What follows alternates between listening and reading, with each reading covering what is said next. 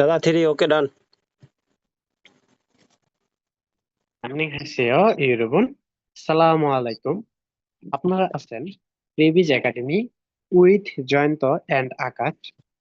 তো বন্ধুরা, আজকের ক্লাসে আমরা কোরিয়ান ভাষায় গণনা নিয়ে আলোচনা করব। তো কোরিয়ান ভাষায় গণনা হচ্ছে দুই প্রকার। একটা হচ্ছে সাইনো কোরিয়ান, আরেকটা হচ্ছে পিওর কোরিয়ান। তো আপনার সাইনো কোরিয়ান কখন বলতে হবে আর পিওর কোরিয়ান কখন বলতে হবে সেটা আমরা ভালো ব্যাখ্যা করে দিয়ে দেব। আজকে আমাদের ক্লাসে কোরিয়ান ভাষা সাইনো কোরিয়ান নিয়ে আলোচনা করা হবে। তো সাইনো কোরিয়ান আর কোরিয়ান কোরিয়ান ভাষা কি বলে? হানজা ও সুজ্জা। হানজা ও সুজ্জা। হানজা ও মানে হচ্ছে সাইনু, সুজ্জা মানে সংখ্যা। তো হান হান হিয়তের সাথে আমি কিভাবে এটা হানজা বলছি? হানজা ও দেখেন, শুরুতে যে বাক শব্দটা আছে, অক্ষরটা আছে, বর্ণটা আছে, সেটা হচ্ছে হিয়ত। তো হিয়তের সাথে আছে তাহলে হিয়তের সাথে আমি দিলাম, এর সাথে নিচে নিয়নের হচ্ছে তাহলে হান। এখন দেখেন, জিয়তের সাথে তাহলে আমি জিয়তের জন্য সাথে আছে আমি আকার দিলাম হানজা। তারপর হচ্ছে কি ও আছে, তো ইয়ং, ইয়ং এর সাথে যেই থাকুক, ইয়ং এর উচ্চারণ উপরে মাঝে বসলে উচ্চারণ হয় না, একমাত্র নিচে বসলে উচ্চারণ হয়। সেটা আপনারা মনে রাখবেন। ইয়ং মাঝে বসলে, মাঝে বসলে অথবা উপরে বসলে উচ্চারণ হয় না, একমাত্র নিচে বসলেই উচ্চারণ হয়। তো ইয়ং উপরে আছে সেটা বাদ, সাথে কি আছে? তাহলে আমি এখানে লিখলাম। এখন পুরোটা এই বানান, পুরোটা বর্ণের অক্ষর বানানটা কি হয়েছে? হামজা অ। হামজা অতএব সাইনু, সাইনু। আর হচ্ছে সুজ্জা মানে হচ্ছে সংখ্যা। সুজ্জা মানে হচ্ছে সংখ্যা। সুদ কিভাবে হলো দেখেন, সিয়তের সাথে, তাহলে আমি সিয়তের জন্য দন্তস্ব দিলাম। তারপর হচ্ছে মানে হচ্ছে কি রস্যকার। নিচের দিকে আছে, খেয়াল করে দেখেন, নিচের দিকে কি আছে? আছে। তো এখানে নিচের দিকে থাকলে মানে রস্যকার।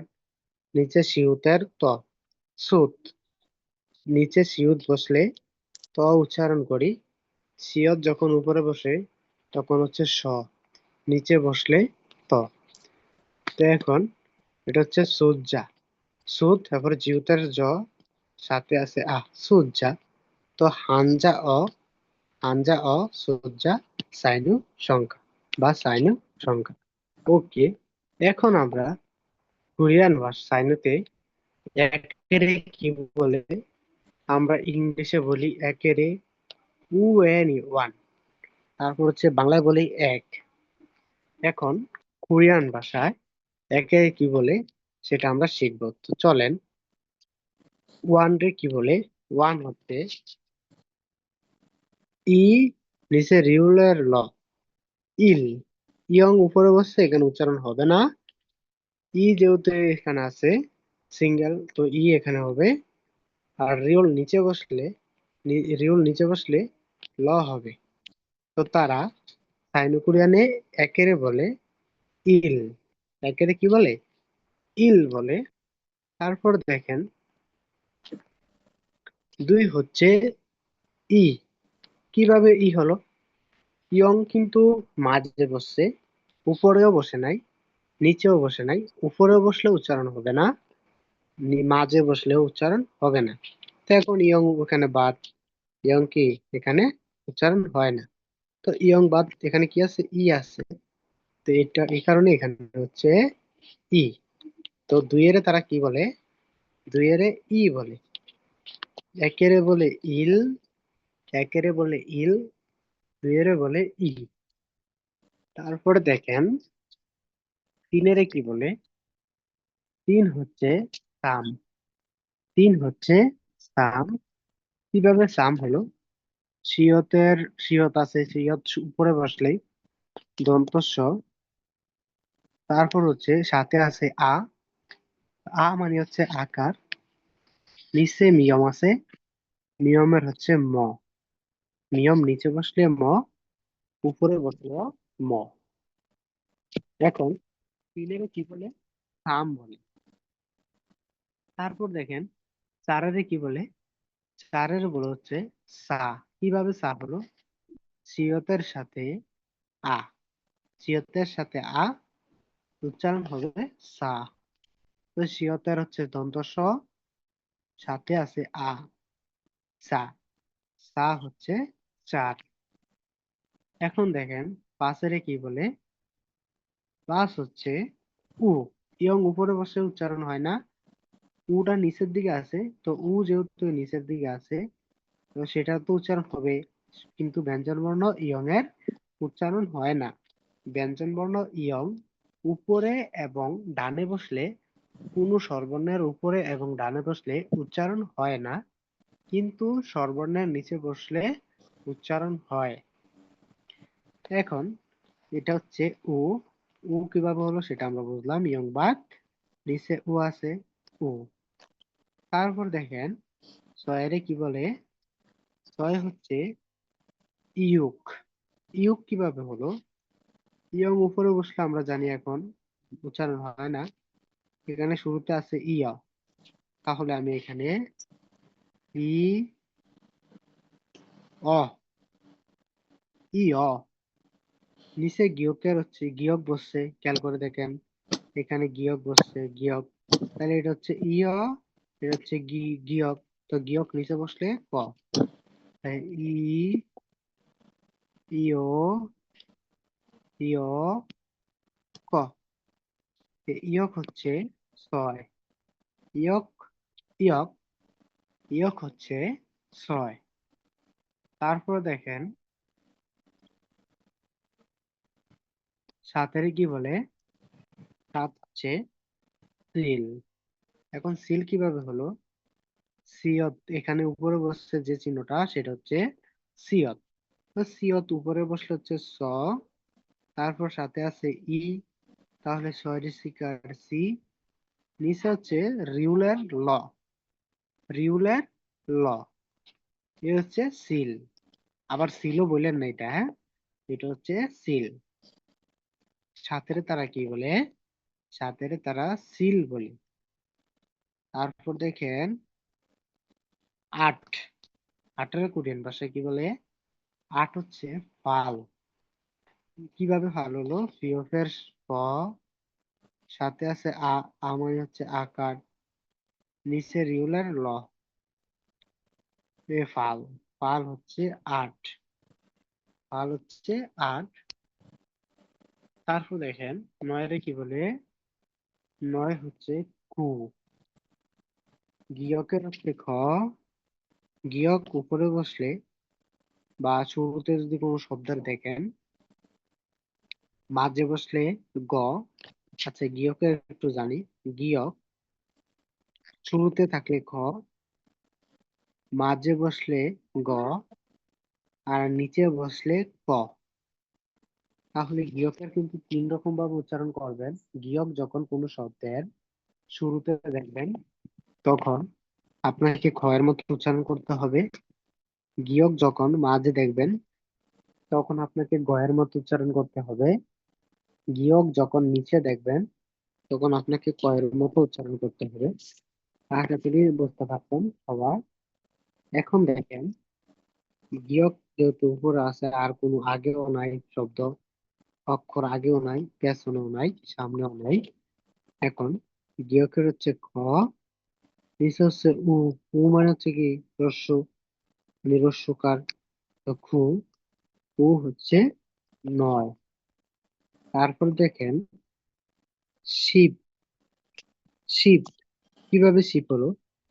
সিয়তের, সিয়তের হচ্ছে স, দন্ত স, সাথে আছে ই, তাহলে সরিষিকার সি। নিচে হচ্ছে বিয়পের, যেহেতু বিয়োগ নিচে বসছে, বিয়োগ নিচে বসলে হচ্ছে প, বিয়োগ নিচে বসলে প। এই কারণে দশের তারা শিব বলে, শিব। আচ্ছা চলেন এখন আমরা এক থেকে 10 পর্যন্ত কিভাবে করব আপনারা এভাবে করবেন। ইল ইসামসা, 1 2 3 4। ইল ইসামসা, 1 2 3 4। ইল ইসামসা, 1 2 3 4। ইল ইসামসা, 1 2 3 4। 1 2 3 4। ইল ইসামসা। আবার বলেন, 1 2 3 4। ইল ইসামসা। এভাবে করে করে 50 বার মুখ দিয়ে যখন বলবেন তখন আপনার মাথা এগুলা এভাবেই বেঁধে যাবে, আপনি মুখস্থ করতে হবে না।